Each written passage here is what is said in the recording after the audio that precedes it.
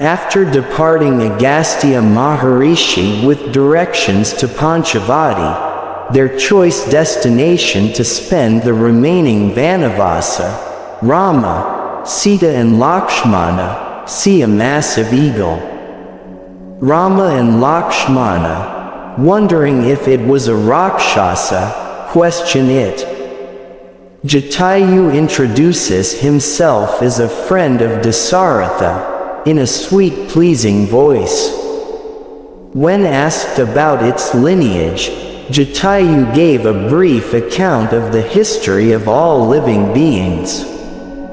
Jatayu recounts the long list of Prajapathis ending with Kashyapa. Daksha Prajapati gave his 8 daughters in marriage to Kashyapa. They were Aditi, Diti, Danu, Kalakala, Tamra, Krodavasha, Manu and Anala. The first 4 obediently assisted him in sustaining creation, while the last 4 didn't pay much heed to his directions. Aditi gave rise to the 12 Adityas, 8 Vasus, 11 Rudras and the 2 Ashwinis. Diti gave rise to the Daityas, Danu to the Danavas and also Hayagriva.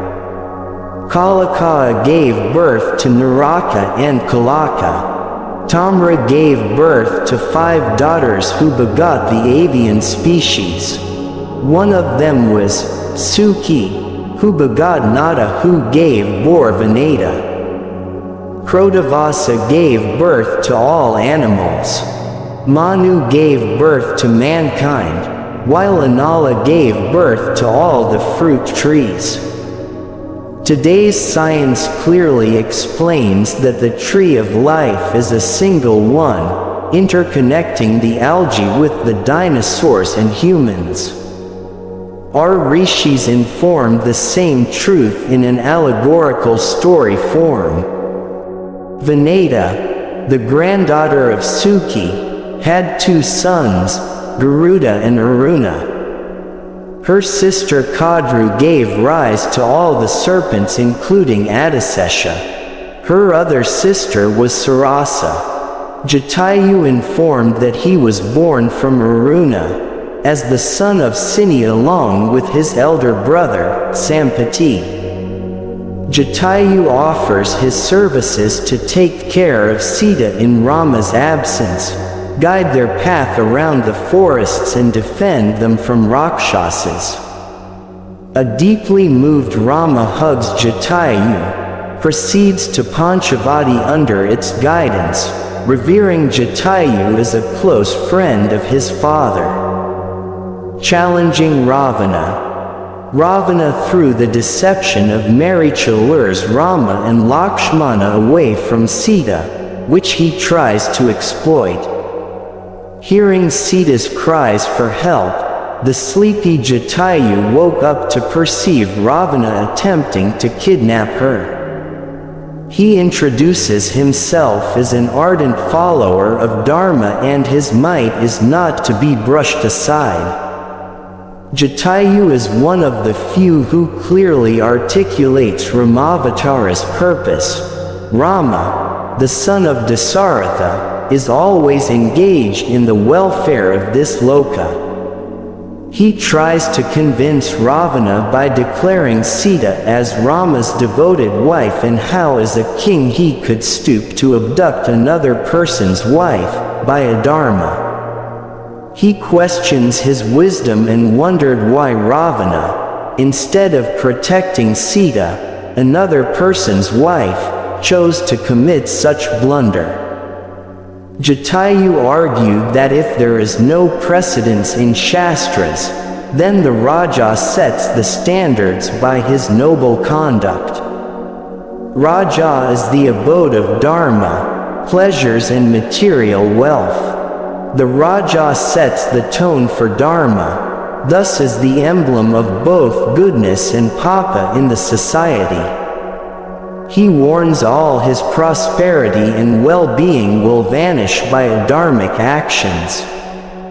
He reasons that Rama never crossed paths with Lanka. As regards Shurpanakha, who erred, brought doom to Kara, he repeatedly warns about Rama's prowess. Jatayu addresses Ravana as Samawa, a pleasant, cultured person. This shows both his noble pedigree as well as his tact trying to diffuse the situation. His line of reasoning is that no one with intelligence will commit such an irrational, immoral act, and it definitely didn't behoove Ravana. Despite his old age, his impossibility to overpower Ravana, who was heavily armed, Jatayu stated his severe objections to kidnap Sita. He warned that Rama will arrive any moment and will hand over the same fate as Kara. Jatayu declares that he was willing to sacrifice his life and prevent Sita's abduction. Ravana clearly understood that without eliminating Jatayu his intentions will never materialize, hence rushed forward to duel Jatayu with his Vimana. Ravana showered Jatayu with a variety of arrows. Despite the damage, Jatayu kept his attack using sharp claws. Ravana used choice arrows that caused intense pain, yet it was the pain of seeing Vaidehi being abducted that kept Jatayu's attack going. He destroyed Ravana's bow with his claws. The enraged Ravana took another bow and covered Jatayu with swarms of arrows. Using the power of his wings, Jatayu managed to evade many, though he was hurt by the remaining. He repeatedly attacked Ravana and broke his other bow. Jatayu focused his energies on attacking the chariot, its horses and the charioteer whom he killed. Ravana observed the bird was extremely fatigued and took mightily to the sky.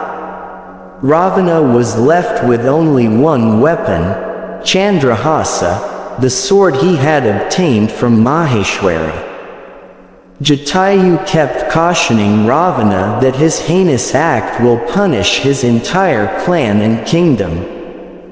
Jatayu challenged Ravana to stay a few moments if he wanted to prove his bravery and face Rama's arrows. Jatayu attacked Ravana's hind side and gashed him with his sharp talons and beak. Holding Sita firmly on his left, Ravana attacked Jatayu from the right. Barely holding Sita with his left arms, Ravana found himself under incessant attack. Throwing Sita away, he focused his energies using his fists and kicks on the valorous Jatayu. Using his sword he lopped Jatayu's wings, sides and feet. Jatayu fell down with the flag of performing his dharma flying high. Jatayu completes Sita's needs. Sita was completely crestfallen as if to see her own fallen relative, hugged and wept incessantly for Jatayu. She was horrified that how Jatayu went out of his way to defend her. Repeatedly calling for Rama and Lakshmana, she trembled even as Ravana taunted her. When Ravana started to pull her by holding her hair, Brahma, though saddened deeply, also delighted as the ultimate negative deed was done. Ravana took Sita skyward, even as she kept bawling, Rama, Lakshmana.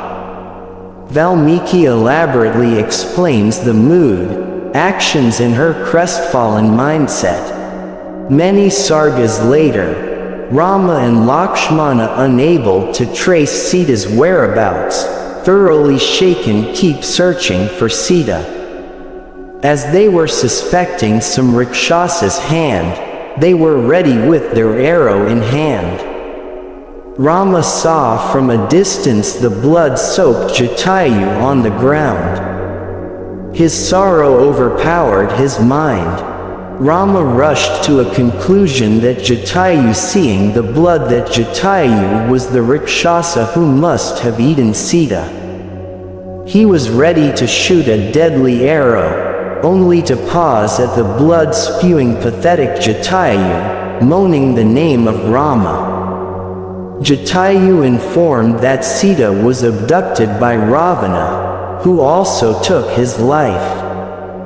He narrated the battle and explained the mystery of the broken bow and armor as belonging to Ravana.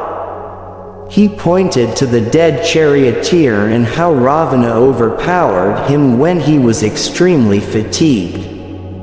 Jatayu felt he deserved Rama's arrow for having failed his duty. Rama rushed eagerly and hugged Jatayu with love. He found his sorrow had now doubled at the valorous sacrifice of Jatayu. Rama recounted all the troubles he had to undergo, from leaving his kingdom to having Sita abducted, and watching Jatayu gasp for his breath with great difficulty made his feel that his misfortune would burn even fire. If he entered the biggest river, his misfortune will dry it instantly. Rama recalled Jatayu as his father's friend who is mortally wounded only because of his misfortune. Caressing and repeatedly overwhelmed by the almost dead Jatayu, Rama fell down on the ground.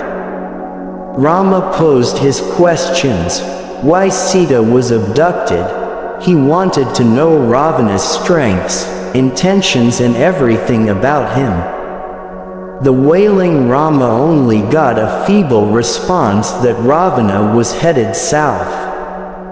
Jatayu explained that Ravana chose an inauspicious time to abduct. He cheered Rama that Sita will be recovered very soon. Ravana has invited death by this dastardly act.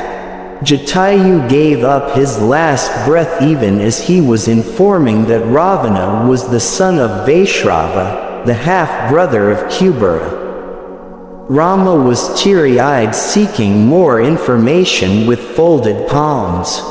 Rama was inconsolable at the loss of Jatayu, spoke extensively at the great sacrifice.